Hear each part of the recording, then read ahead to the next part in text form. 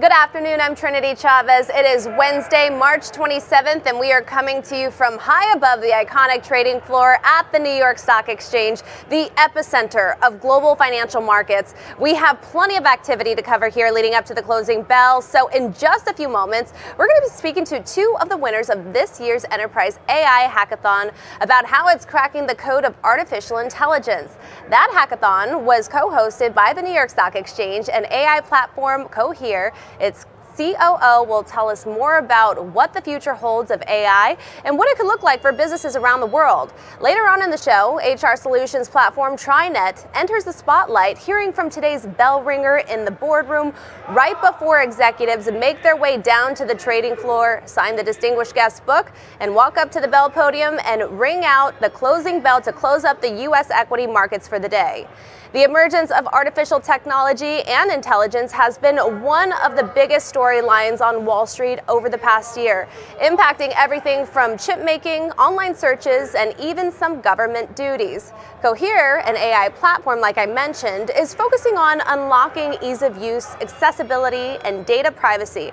Recently held its annual Generative AI Hackathon event in partnership with the New York Stock Exchange. This year's event, which was held in early February, challenged teams to build solutions that addressed business needs by crafting practical and impactful AI apps.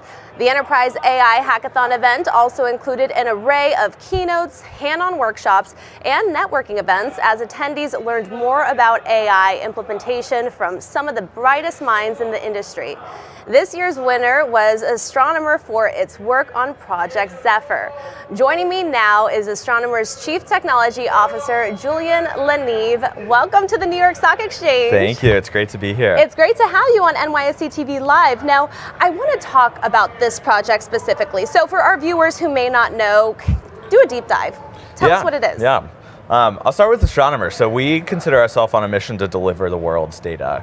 Companies have gotten very good at collecting data, and they need to get it to the places that it needs to be in order to be consumed in the right way. We do this by taking this open source project called Airflow, and we manage it for our customers. So they write data pipelines and deploy them onto our platform. We're at a point now where we're running billions of pipelines on our platform, and those pipelines sometimes fail. And that's a very manual process today. Something fails, an engineer has to go look at the failure and understand what went wrong, how to fix it, and actually go apply that fix. With the scale that we're working at, anything we can do to help that problem really makes an impact. And so during Cohere's hackathon, we actually used a combination of their product and ours to build an AI agent that'll sit there and wait for your pipeline to fail.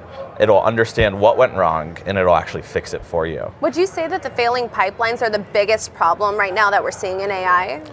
I think it's one of the big ones, right? You need data consistently, you need it on time, you need these LLMs and AI applications to work and be up to date. Otherwise, it might give you bad answers, it might do what we call hallucinating.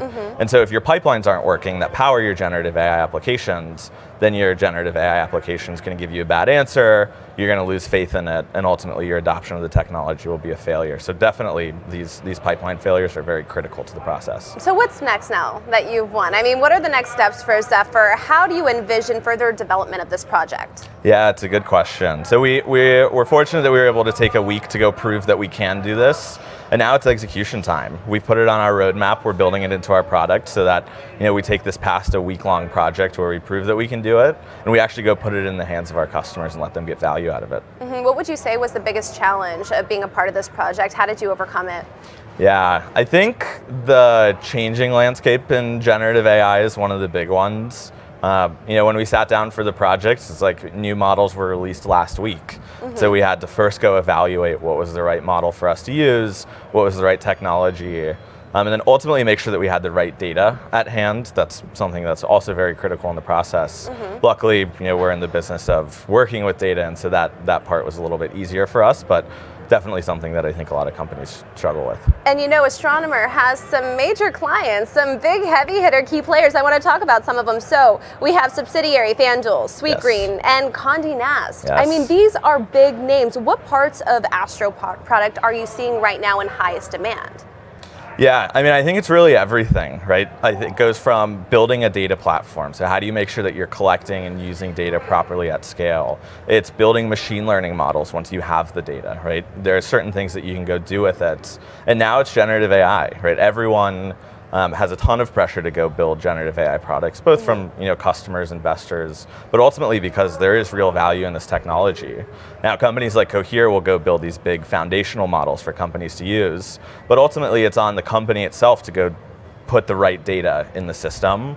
So we're seeing a lot of adoption and trends in that direction. And what are some of the biggest asks? What are companies wanting from you guys? Like, tell me what the biggest ask is right now in AI. Yeah, honestly, it's advice. I think because the market changes so frequently, it's not like the technology itself is changing. We have companies like Cohere and OpenAI that are providing the foundation for the technology.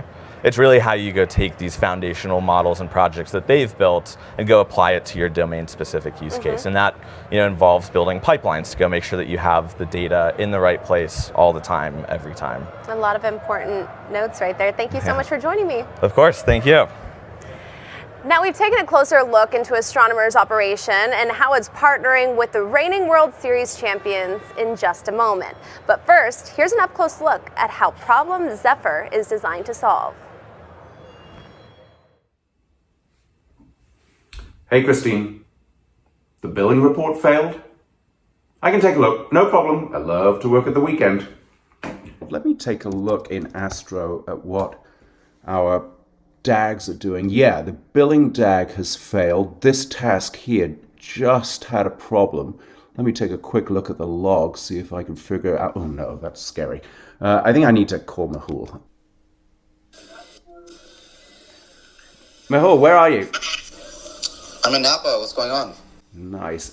Hey, we got a problem with billing. I think the machine learning team just checked in a new algorithm and it's causing some problems. Airflow must have picked it up automatically this morning. Okay, can you tell me the DAG ID? Yeah, it's process billing. Process billing. Okay, I got it on my phone. Okay, I'm looking at the log. It says something about a sig kill 9, a zombie or something. Do you know what that means? Oh, if only these pipelines would heal themselves. Well, maybe they can. Introducing self-healing data pipelines from Astronomer. Astronomer provides a cloud service and a lot of innovation for Apache Airflow, which has become the standard for data orchestration. Airflow runs data processing tasks in pipelines, or DAGs, which themselves exist in a complex network of data dependencies. Thousands of teams rely on our cloud service Astro to run millions of these DAGs and billions of tasks. But some things are out of our control. You can put anything in a pipeline, and DAGs fail because of missing data, resource constraints, and so on. We found that 1.5% of DAG runs fail, and the time to fix these translates into 3 days a month for the average data engineer. That's a lot of time solving variations of the same problems over and over again. So that's why we built Zephyr. It consumes error logs with known solutions and creates summaries which are then vectorized and embedded by Cohere into Weaviate. When a new error comes in from Airflow, we match it from the database with Cohere's re-ranking and prompt the LLM with these suggested solutions. Joining me now is Astronomer's SVP of Data and AI, Stephen Hillian. Welcome to NYC TV Live. Thanks for having me. It's a pleasure to be here. Absolutely. So, I mean, we just saw you a little bit right now on screen. Let's talk about Cohere's That was true, by the way. Yes, it All was? real. Really? Yeah, No, I was going to say. Somewhat staged. Somewhat staged, okay, just a little bit. But let's talk about Cohere's APIs, or Application Programming Interface. Yeah. Tell our viewers about this and why it plays such a crucial role. Well, Astronomer, my company, uses Cohere to provide access to large language models because in the end, we're a data company, we're a data pipeline company. We help companies like NYSE, for example, to power the flow of data throughout those organizations. We're not experts in large language models or generative AI. Cohere gives us that. Yeah. It gives us access to the power of advanced predictive models, language models, so that we can use them to help better serve our customers. Well, I want to talk more about that. Tell me exactly how you went about leveraging Cohere's technologies to help really take your platform to the next level. Yeah. So one of the things that our customers find most challenging is when those pipelines fail. Yeah. Imagine in your house, if your plumbing gets stuck, that's a really unpleasant thing to have to deal with. If I your hate data plumbing pipeline, if your data, these are a little cleaner, but Yes. if your data pipelines get stuck, then that can be pretty hard to unravel. You have to get your data engineers involved, and they spend a lot of time having to wrangle log files and dig through the code and figure out. Now, as the data pipeline company, as the company that runs Airflow for all these big organizations, we've amassed years and years of experience of what goes wrong and how that then gets fixed. With large language models, we can actually learn from that to provide solutions to our customers immediately. So those data engineers, when they have to deal with those plumbing issues, can immediately get suggestions based on all of that historical data about what to do next. And I want to talk about your partnerships, right? Because Astronomer has a partnership in the defending World Series champions, the Texas Rangers, yes. That's right. The role Astronomer plays with this within the Rangers operation, I want to dive deep more into that, and baseball in general as a sport, as it leads more heavily into the AI space, specifically when it comes to data and analytics. Yeah, well, I think we all remember from a few years ago stories like Moneyball, and the influence of analytics and machine learning on professional sports. And the Texas Rangers are a perfect example of that, whether it's talking about health regimes for athletes or whether it's talking about plays on the field. They need to be able to use the most advanced data so they can get an edge over the competition. And that's a lot of data to collect from a lot of different places and a lot of processing to get those solutions and those answers and those predictive models and so on. That's really what we do, is we help them amass data from all these different sources and process that to get value out of it. Does Astronomer have other partnerships with any other sports teams? If so, or if not, do they have plans to? Well, certainly we do actually, but perhaps more than professional sports teams. That's certainly an area where we've got a number of customers, is actually on sports gaming. And online games in general. Which so like FanDuel, for example, is a customer of ours. Which, by the way, they were just here at the New York. Exactly. Right. Like we have them at the New York Stock Exchange. We've seen such an uptick with online gaming, especially in recent years, especially during COVID. So tell me. So imagine if you're the Texas Rangers, right? You've got to gather data from all the games that you play, all the players that you have. Well, now imagine you have millions of players across the internet, right, like FanDuel has. Then that's a lot more data to process and a lot more analytics that you have to do. So really for us, the greater the scale of the data, the more that you need to marshal all of that together and coordinate it. And that's really what Astronomer does. Astronomer is really about when you've got these levels of data pipelines that are running into the millions and millions of tasks and computations running every day, that becomes impossible for a single team or even multiple teams to manage. You need some level of observability. It's like you need to be able to send plumbers out to your plumbing, but then see everything that they're doing from a sort of single bird's eye view. To streamline things, to make it more efficient and effective, and actually understand the inner workings of what's happening, because it's so complex. I was fascinated wandering around the trading floor today, because you see all of these pipes and the wires, and even going back to the 19th century where you had the vacuum tubes. In a way, this is sort of a modern analog of that, because you're sending data throughout all of these pipelines in order to inform end user practices, except ours are a little faster and a little more reliable than a vacuum tube. And you know what, AI is such a huge sector, right? It's rapidly evolving, constantly changing. The landscape is just ever changing, right? It's overwhelming. It is, it very much is. So how do you stay ahead of the curve and remain innovative and just stay ahead of it all? Well, in a way we don't. What we try to do is to recognize that we're the network that joins all these technologies. And because, frankly, Astronomer and the open source platform Airflow is a very popular platform, we tend to attract those technologies to come to us and build integrations into the network. So if you're an organization like the New York Stock Exchange or FanDuel or the Texas Rangers, and you want to use all those different technologies and realize that you don't want to be too constrained, you want to have sort of control over that, but you want to be able to manage it, then we provide the network, the mesh, if you like, that brings all those technologies together. So we've created an open framework, an extensible framework, which is Airflow, to manage all of those integrations. A lot of important takeaways there. Thank you so much, Stephen, for joining me. My pleasure. Thanks a lot. Now we're going to take a closer look at how Astronomer's project Zephyr solves problems in real time. Steven's pipeline was running with 1 CPU and 2 gigabytes of RAM. If I rerun that same pipeline for him and switch to the Zephyr UI, we'll see Zephyr automatically fix the issue. The main interface of Zephyr is a UI that acts as a newsfeed. You get a high-level overview of what Zephyr's done for you. You see what it's currently doing. We can see this process task just failed, and it's working to figure out why. And it can even propose actions for you to take if it can't fix things on its own. Here we see that the Airflow DAG was failed due to a zombie issue, -9. This is what Mehul saw. But we see that the fix was automatically applied to increase memory. If we go back to our UI, refresh, we see that our DAG is now running with 12 CPUs and 24 gigabytes. That should certainly be enough. Let's see what else it can do. Here we have another failure from the task called list files.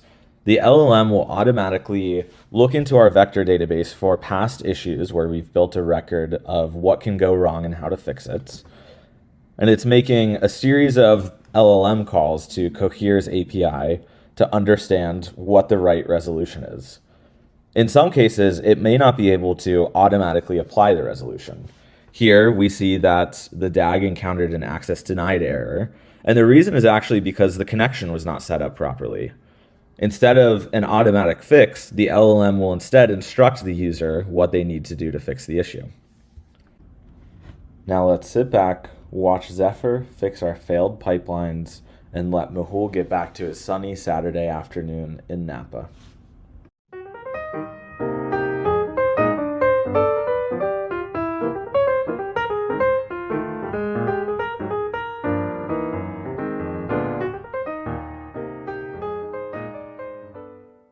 The market for this isn't just Airflow teams, but anyone needing to manage the flow of data. The feature can surely generate revenue as a percentage of the tens of thousands of dollars it saves for a typical customer. Our PMs are already asking for it, so we'll deploy it internally soon and then build it into the product. We think Zephyr will turn the turbulence of Airflow failures into a breeze.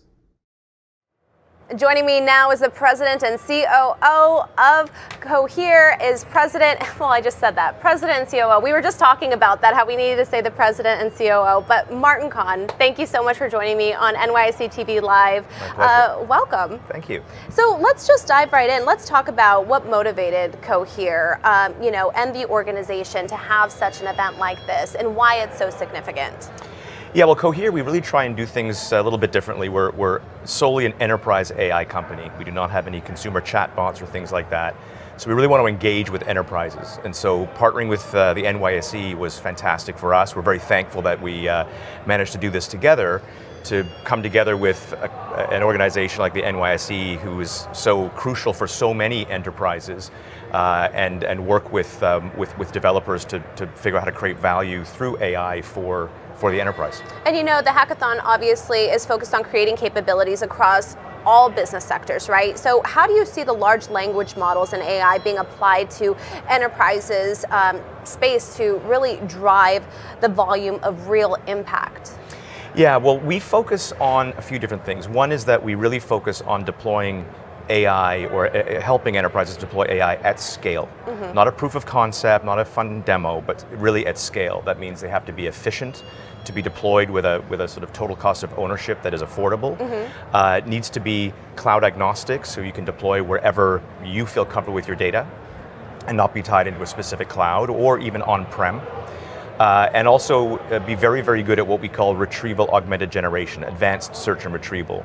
And so what's really important for enterprise is being able to access data and information that the model was not trained on, because it's very up to date, it's very recent, might be too sensitive, or just won't fit inside a large language model. And so we've really optimized our capabilities, especially the Command R model that just came out, to be the best in the world at this retrieval augmented generation. That means you can ask for information, it will search and retrieve from a huge amount of data that it was not trained on, bring that back and use that to give you the best possible answer or suggestion for what you're looking for. What would you say are the biggest, most complicated problems that the platform is solving right now? I think it's anything where you can do better work, make better recommendations with better access to information. It's kind of like when the internet came and you could use search to find things. And so you could imagine, for example, medical professionals who spend probably 3-4 hours a day summarizing patient notes and patient discharge forms when they could be operating, training themselves, sleeping, doing higher value-added tasks. If they can use AI to auto-generate, auto-populate a draft of these kind of notes, and maybe take 20 minutes reviewing them quickly, they've just saved 3 hours a day that they can redeploy elsewhere, which is hugely beneficial. If you have a financial analyst who's looking for information on a stock or information on a potential acquisition target, and they're just able to search across a much, much bigger basis of very sensitive internal information in their data systems, retrieve that and make a much better decision, a much better recommendation on what to do, that creates a huge amount of value. Now, Cohere just launched the Command R model. Tell me more about that. Yeah, so we launch a new model generation every 6 to 9 months. Command R just was released last week, and we've got more exciting news on the way very shortly. That you'll come on NYC TV Live and share with us? I would love to. If you're careful what you wish for, I would love to. But Command R is much more performant than our previous generation in terms of just accuracy and out-of-the-box performance. It also, we say Cohere speaks the language of business. So Command R is proficient at the top 10 business languages of the world, including Arabic and Japanese, Korean, Chinese, Spanish, German, French, Italian, Portuguese. I'm going to embarrass myself if I missed one. Apologies. But it's very efficient. In fact, it's twice as efficient as our previous generation. Meaning, although the performance has got much, much better, it actually costs half as much in terms of the compute that you need to run it as our previous generation, because we really want to make sure that our enterprise customers can deploy this efficiently, cost effectively at massive scale. And it is optimized, hence the R, for this advanced search and retrieval augmented generation. So it really, just like a student is very good at knowing when, where, how to look for information to finish a term paper, the model is the best in the world at knowing where, when, how to look for information, search for it, retrieve that, and generate a response. Wow, really making things more efficient. Yeah. Oh wow, amazing. Well, thank you so much for joining me today. My pleasure, anytime. Now, TriNet will be ringing the closing bell in just about a half an hour, and we'll be covering all of that and so much more right after this word from today's bell ringer. Our customers don't do what they do for likes or follows. Their path isn't for the casually curious, and that's what makes it matter the most when they find it. The exact thing that can change the world. Some say it's what they were born to do. It's what they live to do. TriNet serves small and medium-sized businesses so they can do more of what matters. Benefits, payroll, compliance. TriNet. People matter.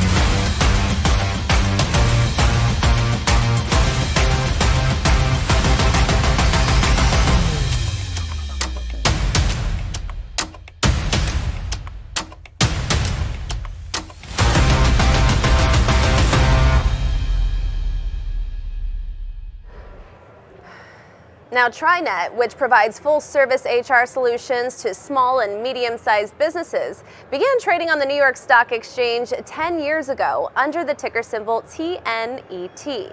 The company, which has been operating in the HR ecosystem since 1988, offers an array of solutions to its 23,000 clients. TriNet PEO, which stands for Professional Employer Organization, is designed to unite HR, access to benefits, and payroll processing into one full-service solution. This can range from ensuring complicated regulations and compliance requirements are met, as well as managing pay for remote and hybrid employees who work and live in different states. Next, TriNet's HR platform solution aims to save companies time on the more minute aspects of their role. When it comes to payroll-related challenges, TriNet simplifies calculating deductions, withholdings, and benefit allocations. HR platform also acknowledges and recognizes items such as employee onboarding, time tracking, and PTO management. All very important things. Finally, TriNet's HR Plus solution takes everything that we just went over up a notch.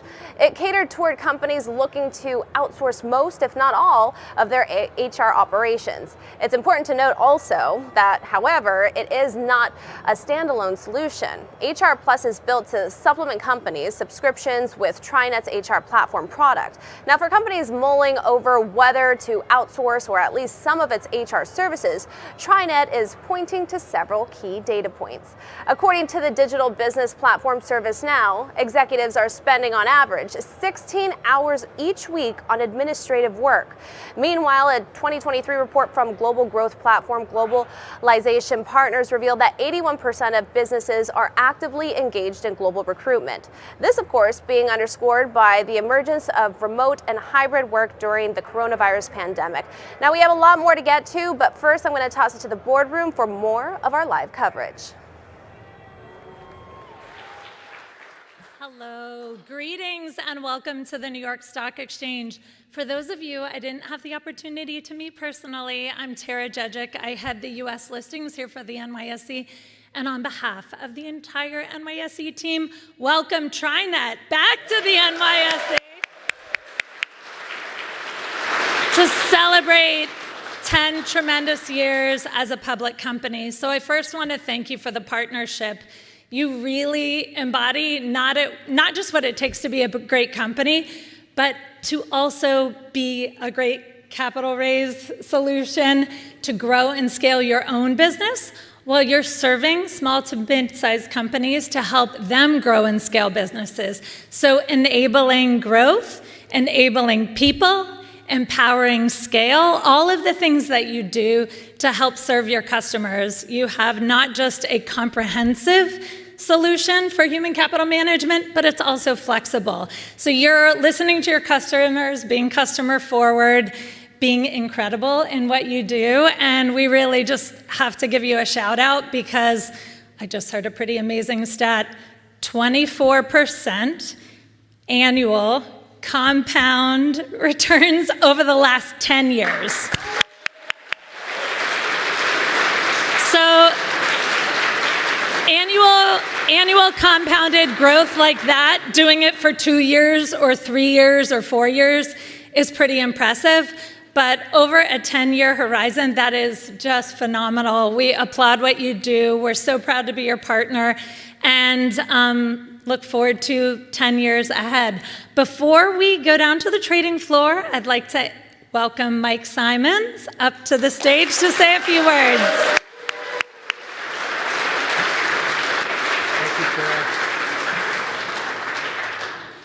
Thank you, Tara. I appreciate the warm welcome and more so appreciate all the partnership from the New York Stock Exchange over the last 10 years. It's been a really important relationship for us.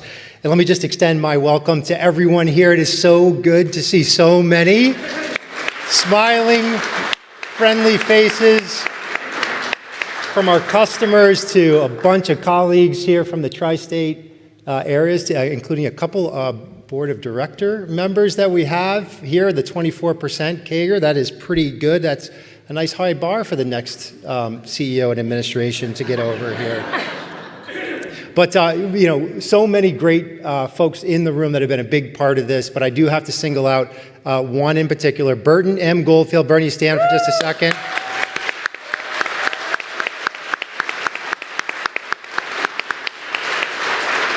So Burton was here 16 years total, 10 as a public company, taking the company public back in 2014. And I feel a little bit like as the new CEO, we're running a relay race, Burton, and it's a 4x100, except instead of taking the anchor leg, I'm like 2 meters before the tape. I get the baton and I get to run across the thing and stand up here. So I really, really appreciate it. You've been a fantastic partner, and I'm really excited about the years to come. We have hit so many milestones since we went public 10 years ago, and we opened up at a $16 share price. Does anybody know where we closed? We don't know yet because we haven't rung the closing bell. It's a trick question for profiling purposes.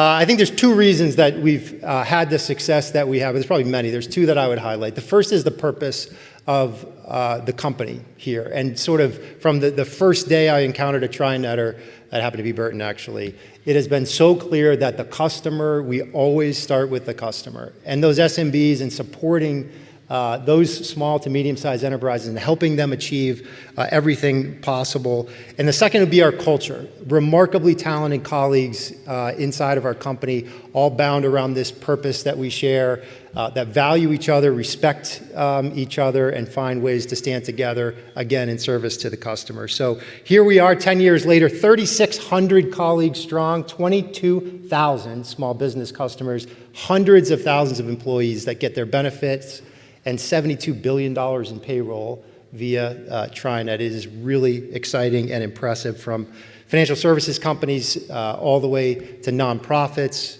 from high-tech companies to Main Street, life sciences companies, all the way to professional services. So it's an amazing thing to sort of pause here, reflect on where we came from 10 years ago, where we are, and the strength of this company and the quality that we see represented in this room today. But for me, perhaps most exciting, it's a chance to sort of look forward and dream together about where will we be 10 years from now, right? It is so exciting, and there's so much momentum that's been built. I hope you thoroughly enjoy this event. It is one of the coolest things I think you can possibly do. Thank you again for everyone for being here and for the Stock Exchange for hosting us. And we got to get down to business, right? We do, but I have a couple gifts for you. Over here, if we... Are they hidden? No, right here in plain sight. Hidden in plain sight. I would like to present you with your 10-year anniversary listing certificate.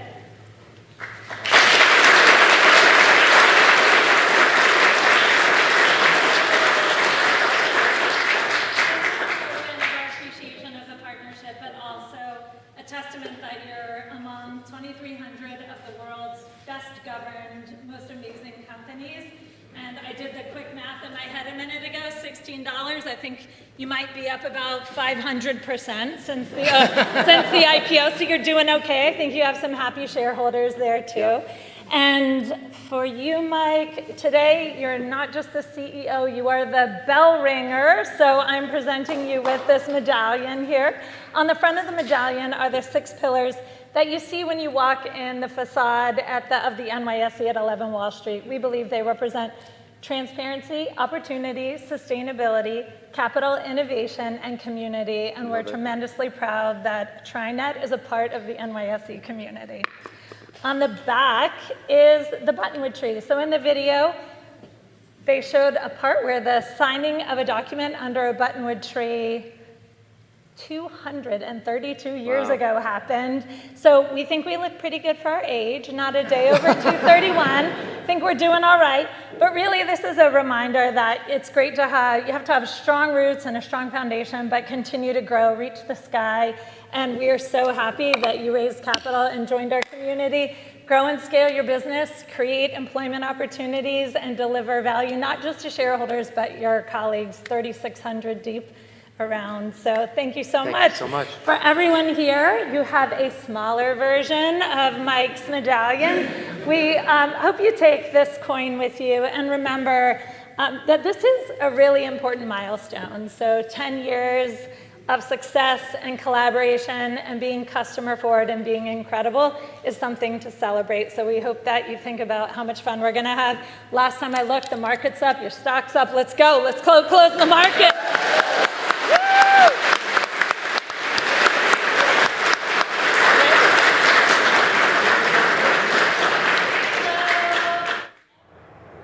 Now we just heard from Tara and Mike Simons. As you just heard, I loved how he was saying one of the main reasons why TriNet has been so successful is, number one, the purpose of the company. He was talking about from day one, it was so clear what TriNet's mission was, and that was to always start with the customer first approach. I really love that. He also said how hundreds of thousands of employees get their benefits from TriNet. Also, everyone from high-tech companies to life science companies, companies as well as nonprofit organizations get all of the necessities that they need through TriNet. And he was also saying that this is a time to reflect on how far they've come, everything that they have endured over the past decade, and how to dream together over where they see the trajectory of their company over the next 10 years. So again, this is just another milestone for TriNet. And now we're going to switch gears a little bit. So TriNet is one of the several companies looking to take the burden of tedious grunt work out of employers' hands, right? So I recently spoke with Tom Elnick. He is the co-founder and co-CEO of Tegus and we talked about how the company is accomplishing this in the investment space. So let's take a look.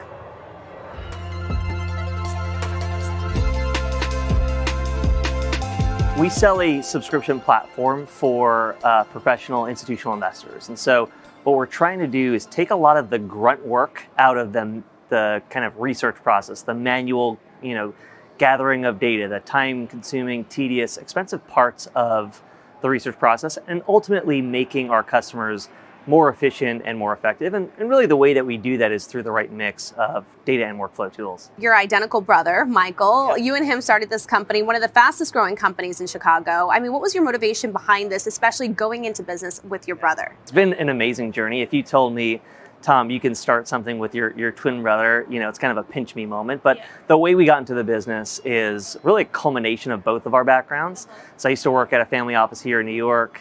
A few years of really just doing deep fundamental research, kind of feeling like, gosh, there has to be a better way. And Mike was working at an expert network called Alpha Sites. And, really from his vantage point also felt like, gosh, there has to be a better way as well. And so, when you're 25, you kind of go on a journey and say, okay, let's go solve this problem. And you recently launched a new integrated investment platform. Tell me about this platform. Why is it so significant? We've done 3 acquisitions in our history. We are now integrating all of those data sets together. And it goes back to, really building out this deep fundamental research platform from an end-to-end perspective. And so we are tying qualitative information and quantitative information. And when you think about what an investor's job is, it almost boils down to 3 legs of a stool. You have expert research, you have the company perspectives, right? Filings, earnings calls, investor presentations, and you have the financials, the KPIs, and the model. And now what we're doing is we're tying it together, we're connecting the dots for our users, and we're really applying the right workflow tools underneath it to make that whole journey a whole lot more smooth. AI, it's at the forefront of many discussions around the world, especially here on Wall Street. Tell me about how you're integrating AI into your business model. Well, it all comes down to data and compute. And for us, we sit on lots of unique proprietary data. So a lot of our data is unstructured data. And so what we're doing with AI is we're taking all that unstructured data and we are structuring it in a way so that our customers can synthesize it and digest it at a fraction of the time that they have to go do it today. On top of that, what we're doing is we're now connecting the dots between our qualitative unstructured data that now gets structured via AI with other data sets, whether that's filings and earnings calls or financial data like the KPIs, net dollar revenue retention, CAC, rule of 40, et cetera. All of that now gets connected in a way that used to be incredibly difficult, and now we'll get it to you in a second. And it's all this data in one place. All the data in one spot. All right, we're going to be getting images right now of the executive team making their way down to the distinguished guest book before they sign it along with Tara right now. There, I think we're getting pictures right there. Yep, there they are with Tara right underneath the Bell podium. Again, signing the distinguished guest book before they make their way up the secret staircase and close out the U.S. equity markets.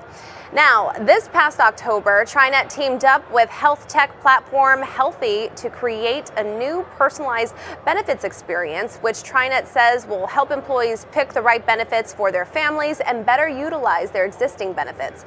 TriNet is just one of the companies jumping further into the AI space, and Judy Shaw recently spoke with Raj Kaneru, the founder and CEO of Cohere.ai, a platform using artificial intelligence to help enterprises optimize customer and employee experiences. They talk about how the company is looking to rise above the competition. Let's take a look. Well, we've been at it for 10 years. So while AI is suddenly hot with Gen AI and everything, but AI has been developing for a while now. So our focus from the beginning has been try to provide a platform to an enterprise to enable them without having to write code, build out their use cases, which initially was only focused on conversational use cases, but now increasingly it's non-conversational, which are more related to Gen AI type of use cases around text generation, question answering, summarization, and that sort of thing, basically. So we've been at it for a while now. We continue to innovate at a very rapid pace. So unlike most tech companies, over 60% of our workforce is in R&D. So we push the envelope very significantly in terms of what we can provide to enterprises. And that's why we've been rated number 1 by Gartner in the Gartner MQ. We've been rated highly by IDC, Forrester, G2 Crowd, and people like that. So that edge has helped us, grow pretty rapidly in the last few years. Now, speaking of growing rapidly, congratulations are in order. You had a recent funding round of $150 million led by FTV Capital. So tell me, how do you plan to utilize this capital? So we're growing pretty rapidly now. The demand is through the roof. And we need to be able to, capture the demand and convert it into real revenue. So we're expanding our sales and marketing teams. We're expanding our product management teams and our product development teams. And we're expanding globally as well. Basically, we initially focused on financial services and healthcare and communications. Now we've gone beyond that to retail, the government sector, and certain few other sectors like food and travel, essentially. So both vertical expansion, geographic expansion, and expanding the use cases that we focus on is where the money is going to be used. All right, and finally, Raj, tell me, how can AI companies move quickly to keep up with demand while ensuring their products meet stringent security standards, avoid potential bias, and have proper guardrails in place? Like I said, we've been doing it for 10 years now. So that's the foundation of our platform. Responsible AI, the guardrails that you need to make sure that you don't have false positives or false negatives in a conversation, if you will, with a customer. And being able to make sure that things like profanity, abusive, text doesn't come into play, during that experience. So we built this foundation of guardrails and responsible AI, which we keep adding to as time goes on. It's almost very similar to security software, right? Like you have, security software on your laptop, and you need to keep updating it with additional, virus protection kind of areas. So there's no end to it. You need to keep adding more and more guardrails over a period of time, and that's what we do. So the enterprises get the benefit of using the platform to safely put out their use cases. I am joined now with Mike Simons, the CEO and president of TriNet, who we heard speaking in the boardroom just a few moments ago. And now you're here getting ready to close out the markets. How are you feeling right now? Oh, just so exciting. I mean, what a day to celebrate 10 years as a public company. And I'm just proud. I'm proud to be representing 3,600 colleagues around the country that get up every day to help small and medium-sized businesses thrive in the US. So it's a great day. And I love how you were talking about the trajectory, right? How from day one, it's been the customer first approach. I was listening in as you were speaking, and that you haven't been able to get here, without a hugely committed team, right? And this is an opportunity to look back at the past 10 years, but also dream together what the next 10 years holds. What do you dream? Where do you envision the company 10 years from now? Well, it's all built on that foundation. You're exactly right. It's having an incredibly talented team, and one that is dedicated to this purpose that we have, supporting small businesses.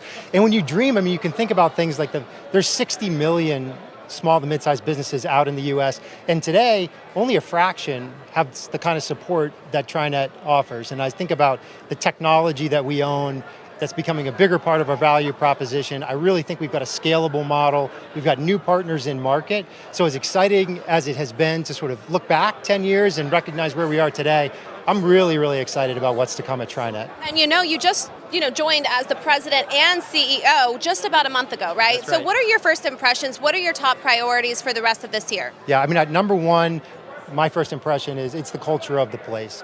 And a lot of organizations talk about being customer first, but like even this event, it's having a bunch of customers with us today to celebrate is really exciting. And then again, I think about that growth opportunity, and it's an organization that's really excited about what's to come.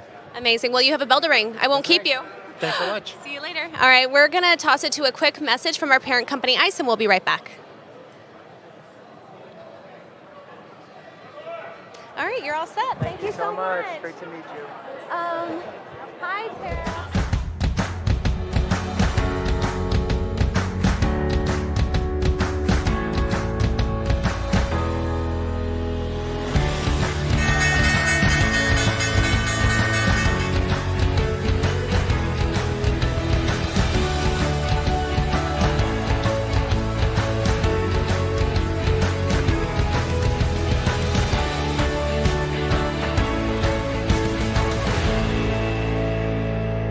I am now joined with Tara Jejic. She is the head of U.S. listings for the New York Stock Exchange. She only has about 60 seconds. So quickly, what have you been able to learn having the company here list at the NYSE?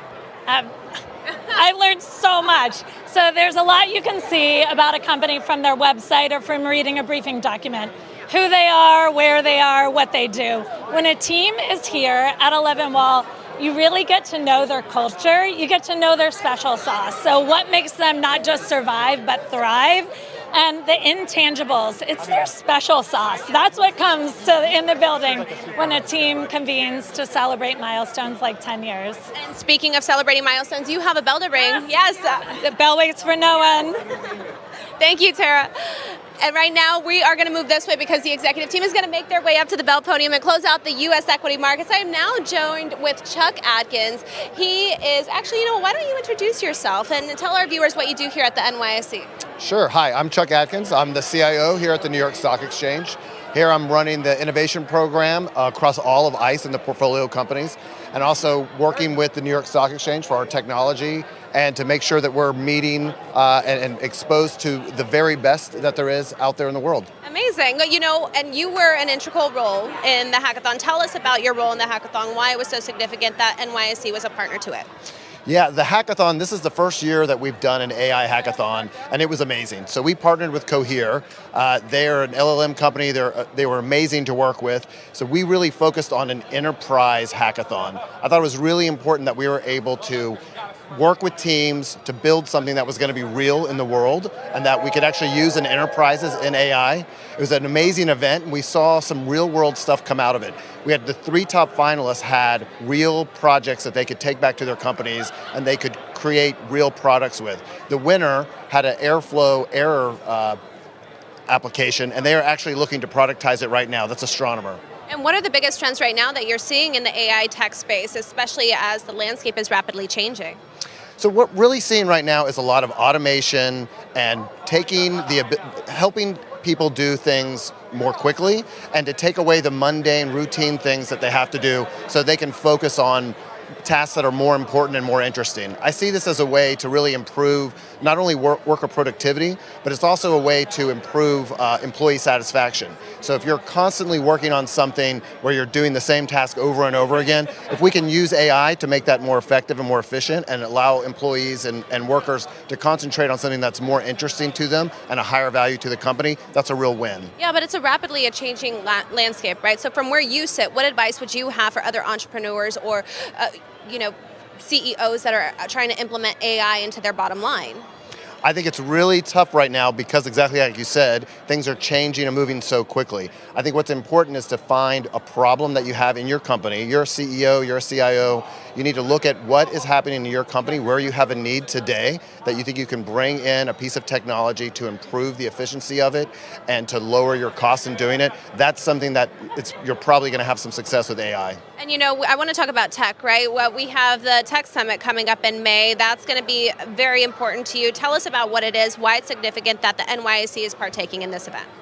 So the Tech Summit is going to be in San Francisco. This is the first time that we've done one in our San Francisco office. It's going to be an amazing opportunity for us to work with our listed companies, our technology leaders that are out on the West Coast, and have an opportunity for them to share their views, discuss amongst themselves, and provide thought leadership to that community. And it's really important that we as the New York Stock Exchange provide a forum and an avenue that we can help our technology leaders share their thoughts and help push things forward together as a community. It's going to be an all-day event where the first part of the day will be focused on our listed companies, the tech leaders from there, and then the second half of the day we'll be working with prospects and new companies, bringing in CEO founders, but we'll still be focusing on technology. This is an event where we're going to be discussing technology, what's working and what's not working, how do we improve it, and how do we work better together. Better together, I love that. Well, on that note, we're going to end it. Thank you so much, Chuck, for joining me. Thank you. All right, everyone, that just about does it for us here at the NYSE. Thank you so much for watching. I'm Trinity Chavez, and we'll see you next time.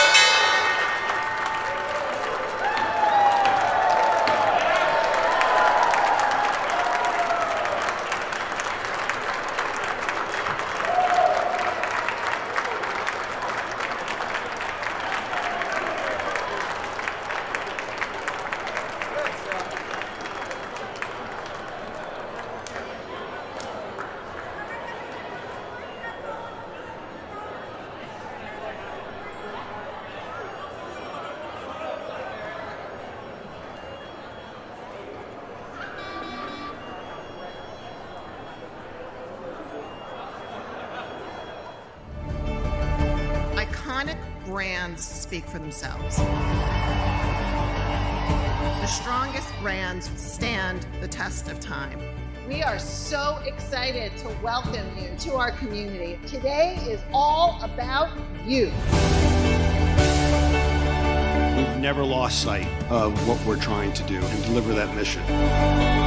Going through this experience with my partners and my families has been unbelievable. We imagined something that didn't exist yet, and we believed that we could do it. You're going to look back on this accomplishment as one of the finest you've ever done. I want you to know that the best is yet to come.